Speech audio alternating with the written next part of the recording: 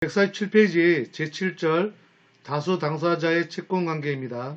자, 이제 첫 번째 그 로마 7 연대 채무. 자, 연대 채무. 우리가 이제 우리 민법에서 다수 당사자에 대한 채권 관계에서 첫 번째 줄이죠. 분할 채권 관계를 원칙으로 하고 있습니다. 분할 채권. 서로 이제 나눠서 가는 이제 채권 관계죠. 근데 이제 특별한 얘기가 좀 더 균등이에요, 균등. 자, 따라서 이제 채권자나 채무자가 수인인 경우에 특별한 의사표시가 없는 한 각 채권자 또는 각 채무자는 균등한 비율로 권리와 의무를 분담한다. 이게 원칙입니다. 특별한 얘기 없으면. 자, 수인의 채무자가 채무 전부를, 그러니까 그 동일한 내용에 대한 급부에 대해서 각자 이행할 의무를 가지고 있고, 채무자 1인의 이행으로 다른 채무자도 그 의무를 면하게 되는 경우가 있다는 거죠. 그래서 그 채무를 우리는 연대 채무라 그래요. 우리가 여러 명의 채무자 중에 어느 한 사람의 1인이 채무를 전부 부담하면 나머지 그 채무자도 그 채무를 이제 면하게 됩니다. 그게 연대 채무라 그래요. 예를 들면, 자, 이러한 연대 채무인 경우에 채권자는 수인의 채무자 중 어느 한 채무자에 대해서 채무의 전부 또는 일부의 이행을 청구할 수 있을 뿐이 아니라 동시에 또는 순차적으로 모든 채무자에 대해서 채권에 대한 전부 또는 전부나 일부의 이행을 청구할 수 있습니다. 방법은 여러 가지가 있다는 얘기죠. 그래서 연대 채무에 있어서는 불가분 채무뿐만 아니라 급부가 가분적이라 하더라도 각 채무자가 전부의 급부 의무를 부담한다. 보세요. 이건 무슨 뜻이냐면은 가분 서로 나눈다고 하더라도 각 채무자가 각각의 전부를 다 급부 의무를 부담한다는 거예요. 그렇다고 하더라도 내가 균등하다고 하더라도 채권자한테는 그 균등한 게 의미가 없어요. 예. 전부 다 해야 됩니다. 나중에 이제 어떤 1인이 만약에 모두 다 부담했다면은 나머지 남아있는 사람들한테 균등하게 그 구상권의 행사가 될 수 있겠죠. 예. 모두 다 채무자여야 되는데 채무가 면제됐으니까 어떻게 보면 이제 그 채무를 이행한 그 채무자가 나머지 채무자들한테 구상권을 행사할 수 있다. 이런 내용들이 이제 항상 나와요. 채권자도 이제 비슷한 내용들이 좀 나오고. 그러니까 그런 의미라 보시면 돼요. 이것도 여러분들이 처음 들은 얘기는 아니에요, 사실. 연대 채무의 법적 성질. 자, 연대 채무는 하나의 급부를 위해서 결합되어 있을 뿐이지 채무는 채무자에 대한 수만큼 독립적으로 병존하고 있는 거예요, 지금요. 예, 그리고 연대 채무자 1인에 대한 채권만을 양도하거나 보증할 수도 있어요. 예, 그건 할 수 있습니다. 연대 채무에 있어서 각 채무자에게 발생하는 사유는 변제 이와 유사한 사유를 제외한다면 원칙적으로 다른 채무자에게 영향을 미치지 않는 것이 원칙입니다. 이게 원칙이에요. 자, 그리고 이제 각 채무자는 각자의 부담 부분에 대해서만 고유의 의무를 부담하는 주 채무자의 지위도 있지만 부담 부분을 넘는 부분에 대해서 다른 연대 채무자의 보증인적 지위가 있죠. 또 그런 거에 의해서 담보 의무를 부담한다고 볼 수도 있어요. 그래서 보증인적 채무와 동시에 내가 의무 채무도 있는 겁니다. 그래서 이러한 것도 가지고 있다는 걸 생각해 주시고요. 그리고 이제 우리가 그래서 이제 부진적 연대 채무라는 부분도 있어요. 그거는 이제 여기서 논하지 않고 있으니까 지금 이제 연대 채무만 좀 봅시다. 148페이지에 이제 3 연대 채무의 성립을 봅시다. 성립. 법률 행위에 의한 성립. 그 다음에 밑에 법률의 규정에 의한 발생. 이렇게 이제 두 가지가 있다는 거죠. 자, 법률 행위. 연대 채무는 계약이나 단독 행위에서 발생할 수 있습니다. 이게 지금 법률 행위에 의한 거죠. 계약에 있어서 연대 채무가 성립할 경우에는 당사자가 연대를 약정하는 것을 요구하고 있어요. 그래서 그 연대 약정은 명시적이든 묵시적이든 상관없습니다. 법률의 법으로 규정되어 있는 거예요. 민법 규정에 의해서 연대 채무가 발생하는 경우에는 법인의 사원, 이사, 그리고 기타 대표자의 연대 책임, 그 다음에 공동차주에 대한 연대 채무, 그 다음에 공동임대차에 대한 연대 채무, 그 다음에 부부의 일상가사에 의한 채무의 연대 책임, 이런 것들이 다 법률에 규정되어 있는 연대 채무라고 보시면 됩니다. 이건 다 법으로 정해져 있는 거예요. 자, 대외적 효력. 그러니까 안에서만 효력이 아니라 그 외에 있는 효력을 보는 거예요. 그 외부와 관계의 효력. 자, 채권자는 연대 채무자 중에서 어느 한 사람에 대해서 채무의 전부 또는 일부의 이행을 청구할 수 있어요. 채권자가. 여러 명한테 할 수도 있고 한 사람한테도 할 수도 있는 거예요. 또는 모든 채무자에 대해서 동시 또는 순차적으로 채무의 전부 또는 일부를 청구할 수도 있습니다. 이게 이제 대외적 그들 채권자 여기 그 대외적 효력이라는 거는 이제 채무자 간의 효력을 대외적 효력이라고 보는 거고 채권자 채무자 관계는 대외적인 효력이라고 생각하시면 되는 거예요. 그 모양새를 보면. 자, 이제 다섯 번째, 연대 채무자의 1인에 대해서 생기는 그 사유에 대한 효력. 이거는 아까 방금 얘기했던 것 좀 반복된 얘기니까 좀 읽어봐 주시면 될 것 같아요. 특별한 부분은 아닌 것 같습니다. 여러분도 충분히 이해할 수 있을 것 같아요. 자, 이제 절대적 효력에 대한 사유를 봅시다. 이제 세분하게 들어가는 거예요. 지금 앞에 있는 내용 빼고 세분하게 양가를 절대적 효력의 사유. 첫 번째 일체형, 그 다음에 부담 부부형이에요. 자, 절대적 효력. 일체형에 해당하는 절대적 효력이라고 하는 것은 연대 채무자 1인과 채권자 사이에 발생하는 사유의 효력이에요. 그래서 다른 연대 채무자와 채권자 사이에 효력을 미치는 경우, 변제, 대물변제, 공탁과 같이 채권의 만족을 가져오는 이유, 그 다음에 이행의 청구, 또 경계, 상계, 채권자 지체, 여기에 다 해당된다는 거죠. 이게 일체형. 자, 부담 부부형. 연대 채무자 중에 1인과 채권자 사이에 생기는 사유의 효력이 당대 연대 채무자의 부분 부담의 범위 내에서만 다른 연대 채무자와 채권자 사이에서도 그 효력이 미치는 사유, 그 면제, 혼동, 소멸시효 이런 것이 해당되는 거예요. 그 앞에서 일체형과 부부형에 나눠져 있는 그 사유 있잖아요. 사유를 구분해서 애우지는 마세요. 아, 이런 게 있구나 하고 대충 그냥 이해만 하셔도 됩니다. 예, 부분 부담형 절대형 그 효력 사유. 자, 그래서 이제 면제, 혼동, 소멸시효인데 여기서 주의할 것은 반대 채권을 가진 채무자가 상계를 하지 않을 때는 다른 연대 채무자가 그 부담 부분의 한도 내에서만 상계할 수 있다는 거예요. 한도에서. 이거는 좀 설명이 필요한데 특별하진 않은데 여러분들이 좀 잘 생각해 보시면 이제 보세요. 요거는 좀 설명이 좀 필요하겠네요. 자, 여기서 이제 보세요. 반대 채권을 가진 채무자가 상계를 하지 않았어요. 상계를 안 하게 되면은 다른 연대 채무자가 그 부담 부분의 그 한도 내에서 그냥 반대 채권에 상계하지 않은 그 부분의 한도 내에서 상계하게 된다라는 거예요. 이게 우리가 상계할 때 제가 한번 설명을 한 적은 있거든요. 여러 당사자가 있게 되면 채무에 대한 여러 당사자가 있으면 그 당사자가 내가 채권자하고 상계할 수 있는 그런 권리가 있다 그러면 상계할 수 있어요. 상계할 수 있는데 상계할 수 있는데도 불구하고 상계 안 할 수도 있잖아요. 그러면 그 안 한 거에 대해서 만약에 여기에서 다른 연대 채무자가 그 부담만큼 한도에서 상계하잖아요. 그러면 그 상계한 만큼 상계권을 가지고 있는 그 채무자한테 구상권을 행사할 수 있어요. 그러면 그 상계를 할 수 있는데도 불구하고 안 하게 된 그 자는 그 채권자하고 개별로 행사를 하고 그 대신했던 사람한테 그 구상권이 있기 때문에 그 사람한테는 별도로 채무가 형성이 돼요. 그렇기 때문에 이런 거에 대해서는 대신 해주더라도 그 구상권이 행사가 된다는 것이 뒤에 따라가요. 그래서 이런 거를 이제 우리가 실제법상에서 규명해줘야 이거에 대한 권리가 발생이 되기 때문에 이런 조항이 있습니다. 그게 418조 이제 2항에 있는 거예요. 그런 의미입니다. 다른 건 아니에요. 그래서 내용을 잘 읽어보시면은 다른 연대 채무자가 그 부담 부분의 한도 내에서 상계할 수 있다. 그리고 난 다음에 구상권도 행사할 수 있다. 이렇게 돼요. 거기에 따라서. 예, 그래서 해주고 그냥 접선해주는 게 아니에요. 예, 이런 거는 지금 대신 해서 어떤 인간의 채권자의 채무를 변제해 주는 거야. 변제해서 소멸시키려고 하는 거죠. 연대 채무자가. 네. 그렇게 이해해 주시고, 자, 양가로 상대적 효력 사유입니다. 이건 절대적이고 지금 일단 상대적 효력 사유. 자, 상대적 효력 사유라고 하는 것은 연대 채무자 1인과 채권자 사이에 생기는 사유의 효력이 다른 연대 채무자에게 영향을 주지 않는 경우에는 특정이 가는 거죠.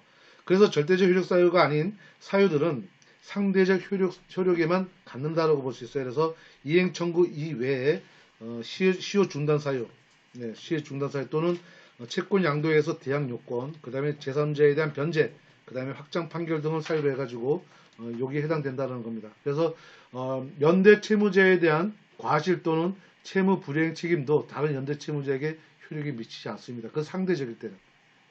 대부분 이제 절대적으로 가죠. 절대적 효력사유로 갑니다. 예. 상대적 효력사유보다. 자, 그 구분만 좀 해주세요. 구분만. 자, 6번째. 연대 채무에 대한 대내적 효력입니다. 대내적이라는 건 이제 채무자 간의 관계죠. 채무자 간의 관계. 그러면 이제 한번 보세요. 구상권이라는 얘기가 나오죠. 그건 채무자와의 관계죠. 아까는 그 대외적 그 효력이고 지금 대내적 효력입니다. 그렇게 구분해 주시고 보시면 어려움은 없어요. 그래서 대내적 효력 봅시다. 각 연대 채무자는 채권자와 관계에서 채무 전액을 변제할 의무를 부담해요. 각자가 다 전액 부담할 의무를 가지고 있습니다. 그러나 연대 채무자들 사이에서 변제로 다른 연대 채무자에게 면책해 하는 연대 채무자는 다른 연대 채무자에게 그 부담 부분에 따라서는 구상할 수 있어요. 우리가 아까 얘기했죠. 특별한 규율이 없으면 균등 부담이라 그랬죠. 균등 부담은 서로 연대 채무자 간의 관계예요. 그래서 만약에 100인 중에서 10명 있다 그러면 각각 10%씩 부담하는 거죠. 네, 그렇게 생각해 주시면 돼요. 그래서 거기에 따르는 이제 대신 누군가가 변제하게 된다든가 그러면은 그 채무를 이제 이행을 하게 되면은 대신 갚아줘도 그 책임이 있는 사람한테 구상권 행사한다는 그런 얘기예요. 자, 부담 부분이라는 거는 연대 채무자의 내부 관계에 있어서 각자가 그의 출제로 부담하는 채무의 비율로서 특약 또는 특정한 사정이 없는 한 연대 채무자의 부담 부분은 균등한 것으로 추정해요. 서로 그 특별한 약정이 없으면 그래요. 하지만 연대 채무자 사이의 특약으로서 균등하지 않는 부담 부분이 약정된 경우에는 연대 채무자는 채권자가 이를 알거나 알 수 있었을 때 한해서만 채권자 안에서 부담 부분이 균등하지 않다는 것을 주장할 수 있어요. 이거는 채권자가 이걸 알았거나 알 수 있어야 돼요. 모르면 의미가 없습니다. 모르면 그 내부적인 효과일 뿐이에요. 내부적 효력이지 그 외부적인 효력은 발생이 되지 않습니다. 그러니까 요건은 채권자가 알았거나 알 수 있었을 경우에만 이게 해당되는 거죠. 자, 양가르기 구상권 행사의 요건을 보면 첫째, 출제에 의한 공동 면책에 대한 존재가 되게 됩니다. 이게 채무에 대한 소멸 또는 감소가 되면 이제 면책이 된다는 거죠. 두 번째, 부담 부분 이상의 면책이 있어야 되는지 여부가 나와요. 이거는 우리가 보세요. 각자의 부담 부분 이하인 경우에는 통수에 따르면 각 연대 채무자가 그 이하를 행사를 할 수 있어요. 그것도 서로 나눠가지고 또 이제 부담합니다. 하지만 이제 연대 채무자가 구상권을 행사할 수 있죠. 이거 구상권은 그래서 따라가는 거예요. 내가 대신 갚아주고 그 다음에 그 대신 갚아준 그 사람한테 이제 청구하는 거죠. 채권자로서. 판례는 수인의 연대 보증인이 공동 보증인 할 때는 부담 부분 이상의 면책이 있어야 구상권이 발생한다고 한다. 예, 이거는 이제 부담 부분의 이상, 그럼 내가 부담하겠다는 그 부분의 이상의 면책이 있어야 그 이상 내가 원래는 10%만 할 수 있는데 20%를 만약에 갚았다 그러면 나머지 10%에 대해서는 구상권이 발생할 수 있다. 그런 얘기예요. 특별한 거 아닙니다. 구상권의 범위. 자, 원칙적으로 출제액 전부가 구상권의 범위에 포함되지만 출제액이 공동 면책액을 넘는 경우에는 공동 면책액을 최고 한도로 합니다. 그 외에 구상권은 면책된 날 이후에 법정이자 체크하세요. 구상권에 이제 하는데 어떻게 되냐면은 법정이자 체크해 주시고 피할 수 없는 비용, 기타 손해배상으로 합니다. 이게 구상권이에요. 자, 네 번째, 구상권의 제한과 이제 확정을 봅니다. 구상권의 제한.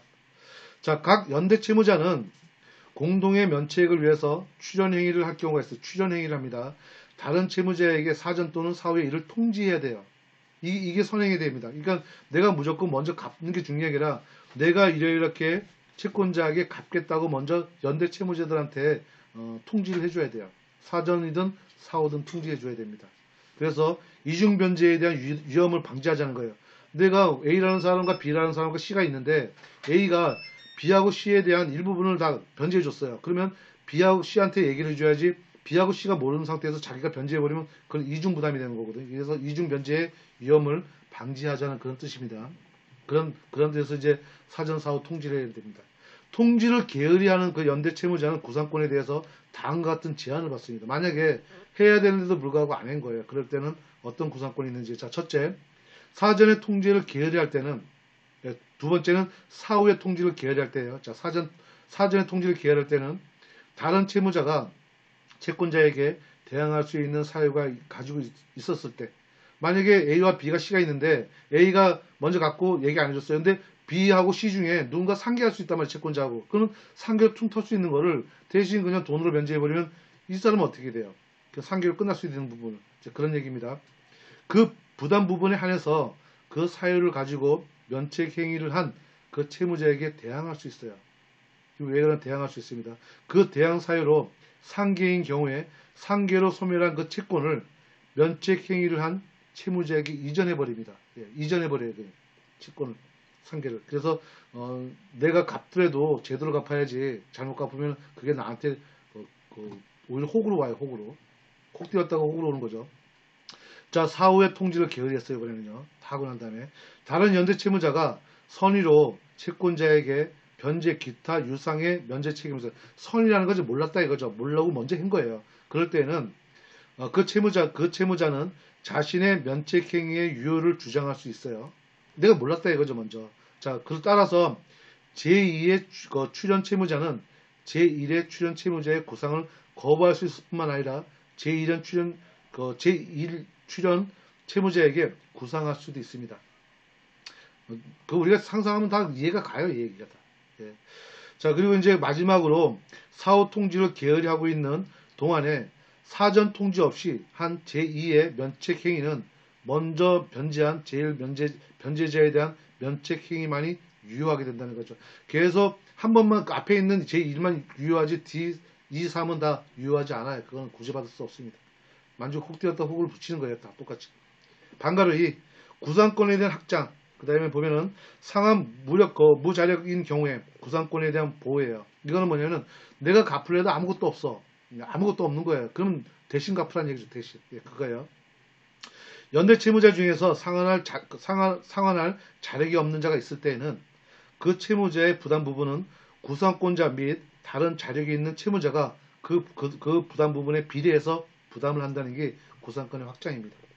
네, 별다른 얘기는 아니에요. 읽어보시면 다 이해할 수 있어요. 자, 여기서 그 중간에 그러나, 5줄 내려와서 그러나 구상권자에게 과실이 있을 때, 그럴 때에는 다른 연대 채무자에 대해서 분담을 청구할 수 없습니다. 자, 이런 것도 주의해야 돼요. 자, 그리고 채권자로부터 연대의 면제를 받은 채무자가 있죠. 이건 뭐냐면은 채권자가 그 연대 보증인 중에서 하나를 그냥 면제해 버리는 거예요. 넌 갚지 마라 이렇게 할 수 있잖아요. 그렇게 할 때 얘기하는 거예요. 그럴 때는 다른 채무자 가운데 변제할 자력이 없는 채무자가 있으면 그 무자력자가 변제할 수 없는 부담 부분에 대해서 연대의 면제를 받은 자가 부담할 부분은 채권자가 부담해야 된다는 거죠. 이게 무슨 얘기냐면 우리가 아까도 균등 부담이라 했잖아요. 균등 부담인데 말 그대로 한 사람을 내가 면제해버렸어요. 그 중에 채권자가 면제해버리면 그 중에 무자력자 있잖아요. 무자력자가 가지고 있는 균등 있죠. 그 균등 부분만큼은 그 채권자가 부담하라는 얘기예요. 전부 다가 아니라 부분적으로 부담하라는 얘기죠. 그러면은 결과적으로 우리가 지금 연대 채무는 각자가 100% 다 부담해야 되는 거예요. 원래는요. 그게 채권자로서의 그 원칙이에요. 예. 그 대외적인 효력은 그렇습니다. 대내적인 거는 별개고. 자, 이제 152페이지 구상권자에 대한 법적 대위권입니다. 연대 채무자는 변제할 정당한 이익이 있는 자이므로 그렇죠. 변제에 의한 당연히 채권자에 대해 대의를 합니다. 대의할 수 있는 범위는 각 채무자에 대한 구상권 범위 내에서만 할 수 있어요. 네. 부진정 연대 채무. 그 앞에 있는 건 다 진정 연대 채무라고 보시면 되는 거예요. 그리고 이제 우리가 연대 채무 하면 다 진정 연대 채무예요. 그리고 부진정 연대 채무. 부진정 연대 채무는 그 의미만 알면 좀 어려운 거 아닙니다. 하나의 동일한 급부에 관해서 수인이 여러 명이 채무가 각각 독립해서 그 전부를 급비해야 될 의무를 부담하는 거예요. 이때는 각각의 부담이에요. 전부 다가 아니에요. 만약에 A, B, C가 있다 그러면 A는 얼마, B는 얼마, C는 얼마 이게 딱 정해져 있는 거예요. 그 부진정 연대 채무는 그것만 갚으면 되는 거예요. 근데 연대 채무는 100% 갚아야 되죠. 누군가 안 갚으면 대신 갚아줘야 돼요. 그래야지 끝나요. 이 빚은. 네, 그렇게 부진정 연대 채무하고 많이 다르죠. 그래서 진정 연대 채무가 책임이 더 크죠. 어떻게 보면. 자, 원칙적으로 각 그 채무자 사이에는 구상권 관계가 존재하지 않죠. 나만 갚으면 되니까. 예. 자, 채무자 1인과 채권자 사이에 발생하는 사유 중에 변제와 같은 목적 달성 이외에 다른 채무자에게 영향을 주지 않는다는 거예요. 그래서 부진정 연대 채무에 대한 예 읽어봐 주시고요. 읽어봐 주시면 다 이해할 수 있어요. 그리고 부진정 연대 채무에 대한 효력을 봅시다. 대외적 효력과 그 내부적인 1인과의 그 생긴 효력. 대외적인 효력은 연대 채무나 불가분 채무와 같다는 거죠. 대외적인 효력은. 근데 보면 이제 채무자 중에 1인에 관해서 생기는 사유 효력은 연대 채무와 달라서 채권을 만족시키는 사유 중에서 변제, 대물변제, 공탁만이 절대적 효력을 가진다는 거예요. 다만 상계인 경우에는 상대적 효력을 발생시킨다는 것이 기존의 판례 태도였지만 최근에는 절대적 효력을 가진다는 것이 그 입장이 변경되었다. 이것도 앞에 판례가 한번 바뀐 거예요. 바뀌었다. 자, 민법의 416조에서 422조까지 부진전대 채무에 대해서 원칙적으로 적용하지 않는다. 자, 이제 대내적 효력입니다. 부진정 연대 채무에 있어 각 채무자의 각자는 그 지위의 책임을 부담하므로 연대 채무와 달리 구상권 관계에서 본질적 부분이 아니라 명백하지도 않다. 그래서 다만 채무자 사이에는 특별한 내부적 법률 관계가 있는 경우에는 그걸 기초로 구상권 관계가 구상관계가 결정될 수 있다. 이거죠. 그건 특별한 사유가 있어야만 이제 결정될 수 있다는 얘기. 연대 채무만 이제 제대로 보면 됩니다. 이제 보증 채무 볼게요. 조금만 더 합시다. 지금 거의 다 왔는데 보증 채무는 자 주된 채무와 동질한 내용의 급부를 목적으로 해서 주 채권자에 대한 이행이 없는 경우에 보증인이 그것을 보충으로 이행하는 거예요. 거기다 보충적으로 이행 체크해주세요. 보증적으로 이행. 그게 보증 책임입니다. 우리가 물상 보증인 있죠. 물상 보증인을 보시면 돼요. 그건 물건으로 이제 보증인 하는 거죠. 보충적 이행. 그리고 나머지는 뭐 특별한 부분은 없어요. 이게 뭐 보증 채무는 그래 어려운 게 없어요. 대신 이제 보충적으로 하는 거 부분들이라 주 채무자가 못 갚으면은 보증 채무가 이제 갚으면 되는 거예요. 그런 뜻이에요, 이제. 보증계. 이거는 뭐 특별한 내용은 없어요. 158페이지 한번 보실래요? 보증 채무의 대외적 효력을 보시면 채권자와 보증인의 권리 보세요. 주 채무의 보증인은 한명권도 가지고 있는 거죠. 주 채무의 이행기가 도래했어요. 도래했지만 주채무자가 이행하지 않습니다. 그래서 채권자는 보증인에 대해서 보증 채무 이행을 청구할 수 있어요. 그러면 채권자가 주채무자와 동시에 보증인에게 또는 주채무자에게는 청구하지 아니하고 보증인에게 먼저 이행할 때는 이행하는 것도 상관없어요. 네, 그래서 이에 대해서 보증인이 최고 그리고 검색에 대한 항변권을 행사할 수 있다. 그 항변권의 내용이 거기다 체크하세요. 최고 동그라미 검색 동그라미 이거에 대한 항변권을 행사할 수 있습니다. 먼저 저기하고 확인해봐, 조사하고 와, 이런 식이죠. 그래서 최고 또는 검색. 그래서 보증인의 권리는 지금 얘기했던 것처럼 최고 검색의 항변권을 가지게 되고요. 그리고 이제 만약에 내가 보증인이 많이 갚잖아요. 그러면 이제 거기에 주채무자에 대해서 부정성에 기한 것도 있고, 그 다음에 어떻게 보면 이제 구상권도 행사할 수 있고 그렇습니다. 그런 내용이 좀 나온 거고요. 주채무자와 보증인에 생기는 이제 사유에 대한 효력이 있는데 이것도 읽어보시면은 별 어려움이 없습니다. 자, 이제 160페이지에 이제 제가 대내적 효력 있죠. 그 대내적이 이제 구상권에 대한 내용이에요. 그래서 읽어보시면은 앞에 있는 연대 보증인을 이해하시면은 뒤에 있는 건 아무 문제가 없어요. 그래서 161페이지에 있는 양가를 수탁 보증인의 구상권 있죠. 수탁 보증인의 구상권 그것도 읽어보시면 어려움이 없어요. 그리고 이제 163페이지 보면 이제 연대 보증이라는 게 나와요. 보증인도 여러 명이라는 얘기죠. 연대 보증이라는 거는. 그래서 연대 보증은 봅시다. 자, 163페이지 밑에 7. 연대 보증이란 보증인이 주채무자와 연대해서 채무를 부담하는 보증 채무예요. 네. 그래서 연대 보증인에게는 보충적 및 그에 따르는 최고 검색의 항변권을 인정하지 않는다. 체크해주세요. 보충성 체크해주시고 최고 검색의 항변권 체크해주시고 X 이게 없어요. 연대 보증은. 그래서 연대 보증은 조심하셔야 됩니다. 이거는. 그래서 연대 보증의 이런 뜻을 가지고 쭉 보시면은 앞에 우리가 앞에 있는 이제 우리가 앞에 내용을 좀 서로 같이 내용이 반복된다는 걸 또 느낄 수 있어요. 자, 이제 공동보증. 연대보증하고 이제 그 공동보증은 좀 달라요. 공동보증은, 여기서 이제 보시면 동일한 주채무자에 관해서 여러 사람이 보증채무를 분담하는 거예요. 분담. 예, 분담하는 게 공동보증입니다.